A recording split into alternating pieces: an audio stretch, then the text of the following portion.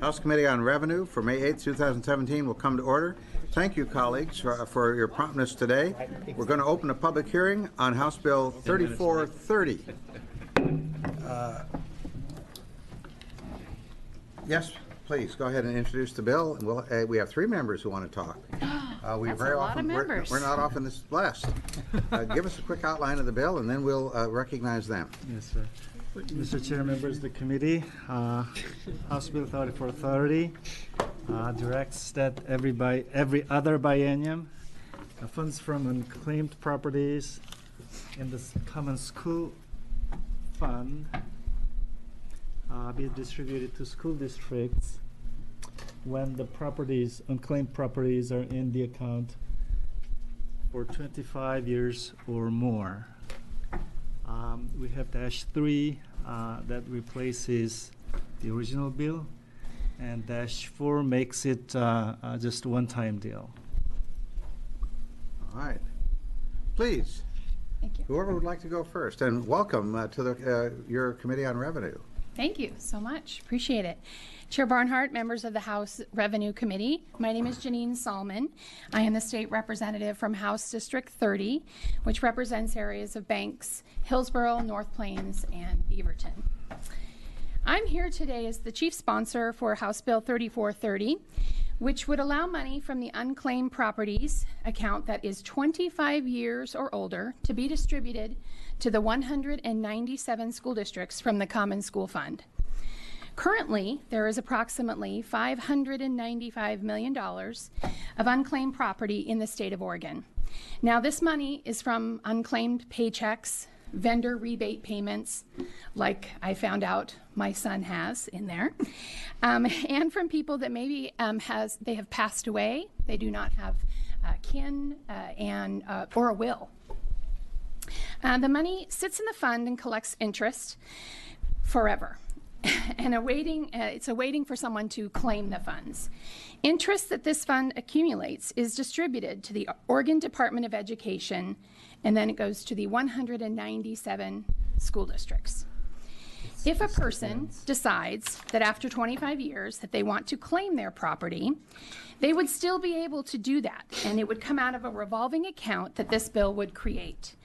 In the -4 amendments, the fund will take at least 1% of the dispersed money, put it into an account that would then be solely for disbursement of funds 25 years or older. Just to give you an idea that last year, the money that was claimed that was over 25 years old was totaled about roughly $50,000. So this idea came to me through the lens of as an 8-year Hillsborough School Board member. Knowing that funding proposals that have come forward indicate that we are far from the $9.97 billion target of the quality education model. And in Hillsborough, we recently approved a budget that includes $7.5 million in cuts. Since 2008, we've cut $65 million from our Hillsborough School Board budget. This bill would invest an approximate amount of $26 million that would be used directly in our classrooms for January 2018. This could mean one whole day of school for our state. Now, in a state that has one of the shortest school years and largest class sizes, every day of instruction matters. I understand that there are concerns about shrinking the overall corpus of the fund, but as you can see from the charts that I think will be mentioned, will be shown, that the fund will still grow by over $100 million in the next biennium, and a one-time disbursement will not cause the Department of State Lands to adjust their distribution policies to meet the needs of future generations. When we came into this session, we all knew the budget shortfall that we were facing and difficult choices that need to be made. House Bill 3430 is an out-of-the-box method of finding one more school day for our kids, and I look forward to working with each and every one of you to move this bill forward.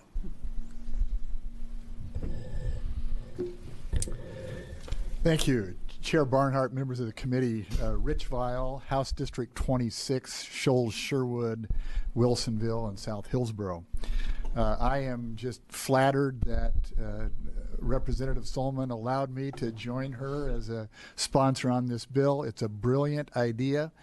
The Vile family had an extended birthday bash last night where we had a number of folks there. We totaled up about $2,900 among us as we looked online to see who had money sitting in the account. We all decided we'd just let it sit there. It only averaged about $130 for any one person. The great thing about this is it really doesn't change anything that's occurring today. The fund continues to grow. The unclaimed property fund continues to grow so that the interest on it continues to be distributable. This $26 million is really more or less an extra cherry on the tree that allows us to be picked and used for a very, very good purpose at this time. So I'd urge an aye vote on this bill. Thank you. Chair Barnhart, committee, David Brocksmith, State Representative, House District 1, Charleston to Brookings, over to West Cave Junction, up to West Roseburg, and back over. Lots of school districts. And I'm also a Port Orford Langlois school board member and have been for going on 8 years, I believe. I am too flattered that the good representative allowed me to join her in chief sponsoring this legislation. It is, in fact, out-of-the-box thinking, which is what we need in this legislative session. And this will benefit school districts for years to come. But currently, it'll benefit school districts in my jurisdiction, especially in counties that, of course, are severely hurting, and such that the Coquille School District will receive an extra $19,000, which will be very beneficial through their budget cuts, and the combined Douglas County School District, $250,000. All in all, $600,000 will be allocated through this legislation to all of the districts within my House district. And all of these districts are, of course, part of the rural Oregon that is in dire need of these type of revenues. And so I respectfully request the committee's support. This is the type of thinking that we need in this legislature, in my opinion, to move things forward. So happy to answer any questions if I can. Thank you. Questions for this panel? I'll note for the new members that we're going to hear from Jim Paul, the director of the Department of State Lands, to help describe what this fund is and how it works, and what this proposal actually does operationally. So if you'll hold technical questions for him, questions for this panel. Thank you. Oh, yes. Do you want to add something? I do, Mr. Chair. I just want to emphasize what has already been discussed with regards to, this is an initial $26 million that will be distributed. But as it was stated before under testimony, the Common School Fund, or this unclaimed property fund, is always being replenished every year. And so what comes off is being added on, and so forth. So, thank you. Yes, Representative Smith-Warren. Thank you, Mr. Chair. I just wanted to thank all of you, particularly Representative Solman, for bringing this forward, because it really is one of those things that it's such a simple idea, and you have been extremely responsive at going through the process of when concerns have been brought up. And I just want to point out, there is such confusion about the State School Fund versus the Common School Fund. We have another issue for this committee where, indeed, when the marijuana legalization ballot measure passed, they wrote it in that money would go to the Common School Fund, not understanding that the Common School Fund was not actually going to do with that money what they thought it would. And so one of the things we've talked about in here is needing to move that language to the State School Fund. So I just think it's a great idea to take that and move it to a place where it can be better and more and utilized now. So thank you. Thank you very much. Yeah, yes. Thank you, Chair. Hernandez. Thank you, freshman legislators. I appreciate Representative Solman for bringing this forward and asking me to sponsor it. This bill would bring in over $1.5 million to the 4 school districts that reside in my district. So I really do appreciate the innovative thinking, and there was no question, just the comment, Chair. Yes, please. Can I respond? Yes, please. Thank you so much. I appreciate that. I know that being a school board member, that you were excited about this opportunity to sign on. There was some, the Department of State Lands looked at some figures. We initially had thought it was 22.5 million, which, mind you, we were extremely excited about. But after looking further into this, it's 26 million. So for your school district, and we do have calculations for each and every one of you. For your school district, it's nearly $2 million. It's 1.9. So, and for instance, Chair Barnhart, the accumulation for all your districts, it's nearly 1.4 million. So, significant, and I have these, I can. Keep going. Yeah. What about Representative Benz? But Representative Bentz, $354,000. I know. Bar Smith Warner, 3.3 million. Representative Bueller, $751,000, actually over that amount.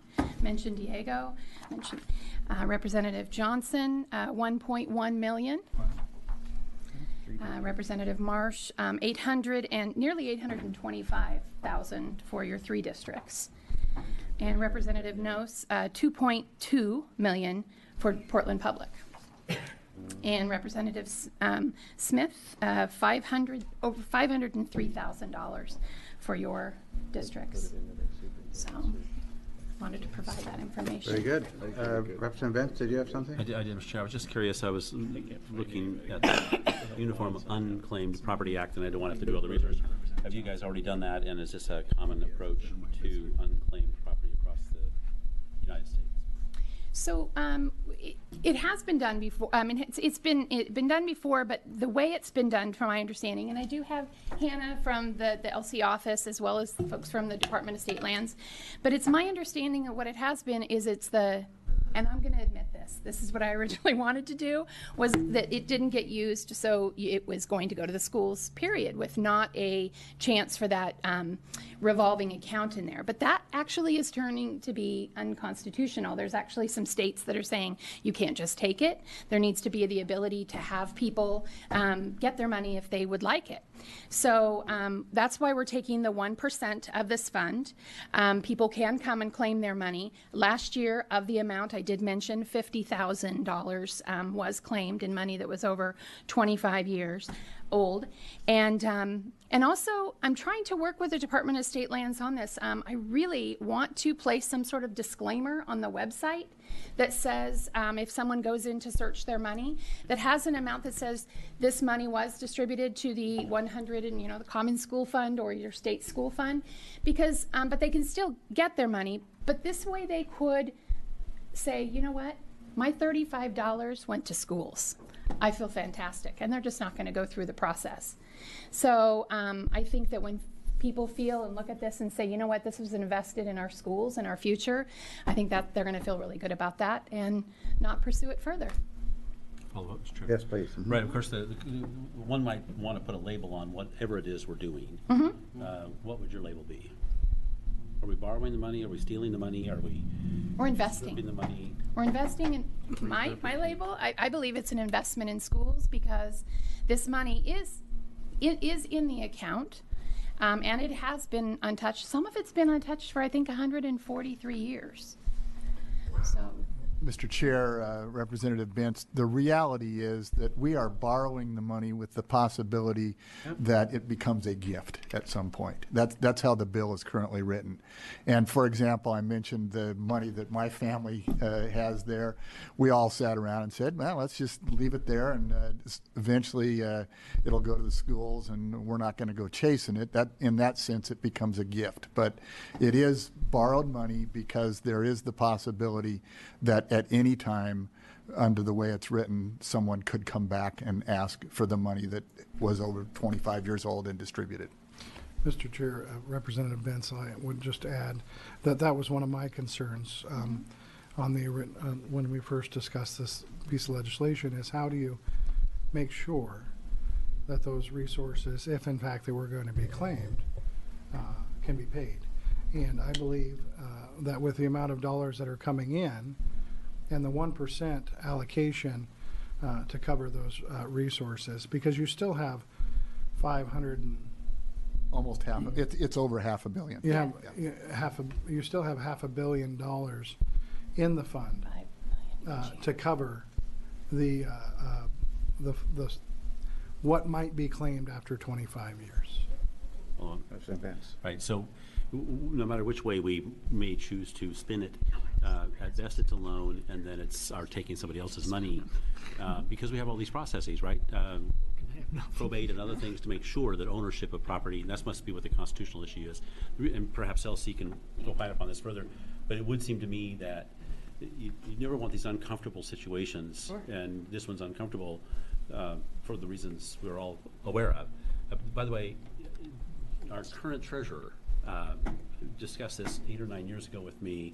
Am I right? And we stalled out on it, I think, for this reason, but I honestly can't remember. Is that? Am I remembering that correctly? I think so, Yeah. Representative.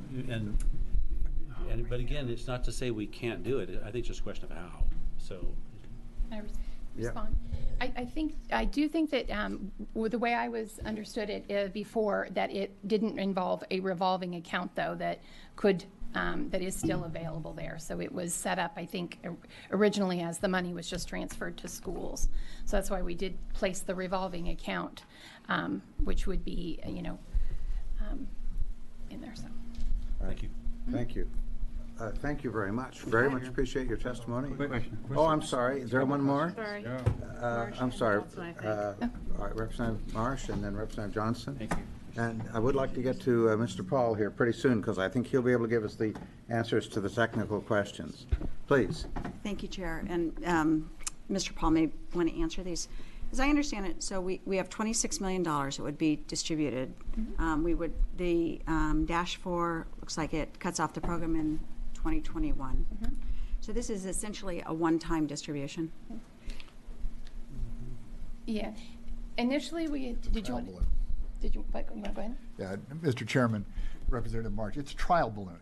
Yes, it is sunsetting after 2 years, but the hope is that this would allow us to look at how this works and perpetuate it into the future. So my follow-up, if I may, is I just wonder if you've thought about this in terms of, like, we had a committee come forward to set out some budget-making principles for us. And one of those was one-time money should be spent for unique purposes, not put into ongoing. So I wonder if you've thought about that in terms of school funding and whether there's would be some ways to apply that are in parallel with those budget principles. I appreciate, thank you, Representative Marsh. I appreciate those comment and the question.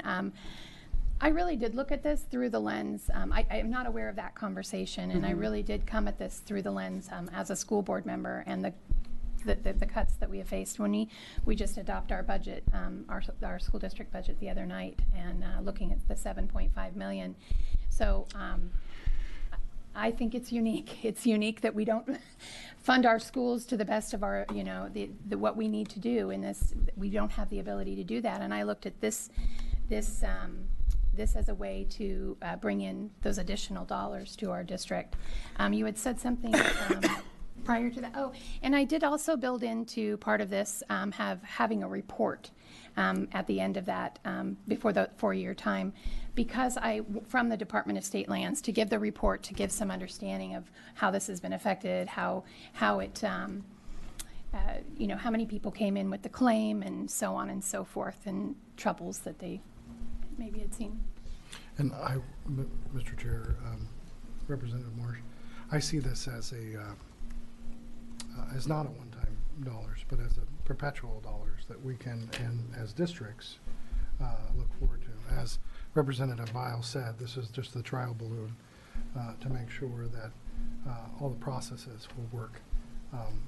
As a school board member, I would see, my district is only getting an additional roughly $8,000, which could be beneficial when it comes to our CTE programs, because we have difficulties with the bill that allowed because we already had all the CTE programs. So I see this as not one-time dollars, but as the trial, and then coming back in the 19 session and extending it again once we know that it's working. Thank you, Representative Johnson. Thank you, Mr. Chair. Thanks, Rep. Sullivan, for your passion here. I wondered, did you speak with LC about whether it'd be possible to distribute these funds directly through the formula rather than go through the Common School Fund? I just would want to resist the temptation for the Ways and Means process to utilize this to get to a specific number they're trying to accomplish over here. And I don't know whether that's could Rep. be doable Johnson, that way, but as a special dispensation or appropriation that just comes from this specific source. Thank you, Rep. Johnson. Chair Barnhart, I appreciate that. I did not think of that, but I do think that's an interesting suggestion. Okay, we can talk more about that. Perfect. Thank you. Did you want to add? So, Rep. Johnson, this distribution will be considered as local revenue. So then it's gonna be a big part of money that will be distributed to all school districts and ESDs. And this has to be that way, is what you're saying? Yes. So it It's doesn't, local okay. revenue. Okay, It's thank you. part of local revenue, yes. Okay. Just like the local property tax, It would be. and other things of this of similar sort, yeah. Mm. Yeah. Our school board member knows about this stuff. I know, that's why I'm saying that. Yeah. I want to cut the check to me. Yeah. Still good. Chair Barnhart, Representative Johnson, we're going to definitely tease out that possibility, though. If we can get there at Langridge. Yeah. Thank you so much. We appreciate your testimony. And please take a look. I do believe that some legislators that signed on as sponsors, they did provide written testimony Yes. as well as Yep, it's several of you on the. It's in Olus, and we Yeah, appreciate that. So thank you so much. Thank you.